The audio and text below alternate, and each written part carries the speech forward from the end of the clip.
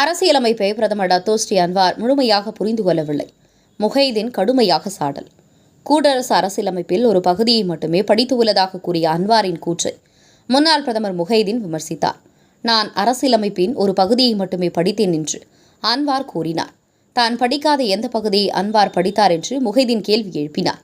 அரசியலமைப்பின் விதிகளை தாம் சரியாக படித்து புரிந்திருப்பதாகும். அன்வாருக்கு தான் கூட்டரசு அரசியலமைப்பு சரியாக புரிந்திருக்கவில்லை என்று முஹைதீன் குறிப்பிட்டார். இதற்கு முன்னதாக பிரதமருக்கு ஆதரவு தெரிவித்த 6 நாடாளுமன்ற தொகுதிகளை காலி செய்ய கோரி பெர்சத்து கட்சி விண்ணப்பத்தை நிராகரித்ததற்கு சபாநாயகர் ஜொஹாரி அப்துல் சட்டத்தின் முழு விளக்கத்தையும் அளித்ததாக அன்வார் கூறினார்.